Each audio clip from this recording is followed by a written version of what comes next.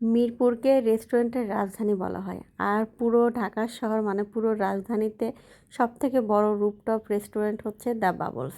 তো আমরা আজকে হুট করে কোনো রকম প্ল্যান প্রোগ্রাম ছাড়াই বাইরে যেতে একটু কেনাকাটা ঘোরাঘুরি করার জন্য গেছিলাম। তো হুট করে বাবা বলেছে চলো একটু রেস্টুরেন্টে যাই খেয়ে আসি।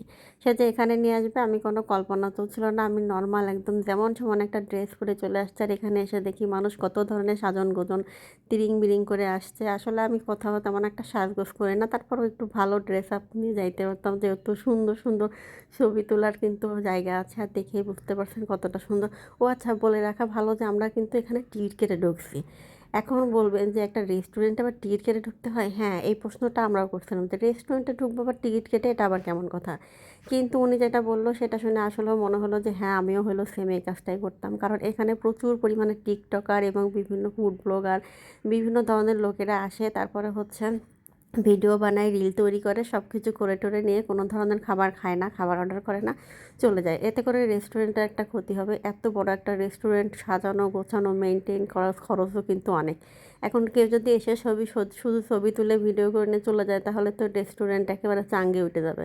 আর এই কারণে ওরা হচ্ছে টিকিট সিস্টেমটা করছে যে আপনারা খাবার যেটা খাবেন ওই টিকিট, যেহেতু পার জন হচ্ছে 200 টাকা করে একটা টিকিট, আপনি যে কয়জনই যান না কেন 200 টাকা করে টিকিট নেবে, এবং খাওয়ার পরে ওই 200 টাকা খাবার থেকে মাইনাস হবে। মানে আমরা 3জন গিয়েছিলাম, আমাদের হচ্ছে 300 টাকা, সরি 600 টাকা নিয়েছিল, পরে খাবার থেকে সেই 600 টাকা মাইনাস করে দিছে।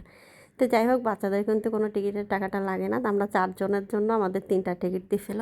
তো ওনারা যেহেতু দেখছে যে না আমরা খাবো, এতে করে তাদের কোনো সমস্যা নাই, যার কারণে আমাদেরকে তারা ঢুকতে দিছে এভাবেই। তো এই যে রেস্টুরেন্টটা কিন্তু অনেক সুন্দর। আর সামনে যেটা দেখতে পাচ্ছেন বিশাল একটা ফুটবল খেলার মাঠ, আর সুইমিং পুল তো আছেই।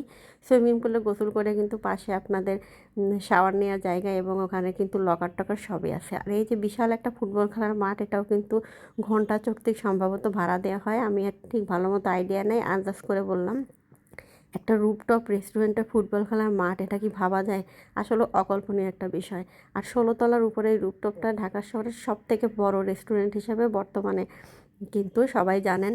আর এই রেস্টুরেন্টের কিন্তু অনেকগুলা পোর্শন আছে, কোনটার ভিতরে আমি কিন্তু ঢুকে কোনো রকম ভিডিও করে নেই, যতটুকু আমি বাইরের থেকে ভিডিও করতে পারছি ততটুকুই।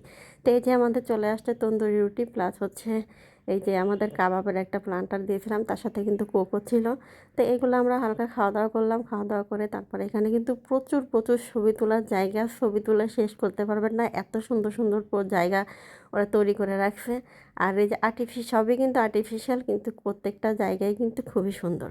তো যেহেতু আমরা গেছিলাম রাতে, আমরা গেছিলাম হচ্ছে রাত 10টার সময়। তো এত রাতে গেছি, এরপরেও কিন্তু প্রচুর ভিড় ছিল। রাত 10:30 পর্যন্ত অর্ডার নেয়, তারপর আর কোনো অর্ডার নেয় না। একটু বসে থাকার পরে কিন্তু অর্ডারটা নিছে। আর এখানে সুন্দর সুন্দর জায়গা। তো জায়গাগুলো আসলেও খুবই সুন্দর। সবসময় চেষ্টা করবেন যে এখানে সন্ধ্যার আগে এবং গেলে কিন্তু সন্ধ্যা মানে বিকেল প্লাস সন্ধ্যা প্লাস রাত মিলে যদি যাইতে পারেন, তাহলে কিন্তু এখানকার খুব সুন্দর সুন্দর লোকেশনগুলোতে আপনি ছবি তুলতে পারবেন, এবং আলো যেহেতু থাকবে সেহেতু ছবিগুলো কিন্তু খুবই সুন্দর হবে। এই যে আবার তিরিং বিরিংয়ে নাচন কদন শুরু করে দিচ্ছে। তা আমরা খাওয়া দাওয়া করলাম হালকা পাতলা, এরপর ঘোরাঘুরি করলাম একটু ঘুরে টুরে। তারপরে আমরা এখন চলে যাওয়ার জন্য লাইনে দাঁড়ায় গেছি। লাইন হচ্ছে লিফটের লাইন। তো লিফটে যেহেতু যাব, লিফটের লাইন ছিল, তো ওখানে লাইনে দাঁড়ায় আবার পাশে দেখলাম খুব সুন্দর সুন্দর এরকম ছবি তোলার জায়গা। তো ভাবলাম যে একটু ভিডিও করে নিই, তো ভিডিও টিডিও করে নিয়ে চলে আসলাম। তো এই ছিল আজকের ভিডিও। ভালো লাগলে অবশ্যই একটা লাইক কমেন্ট করবেন। ধন্যবাদ।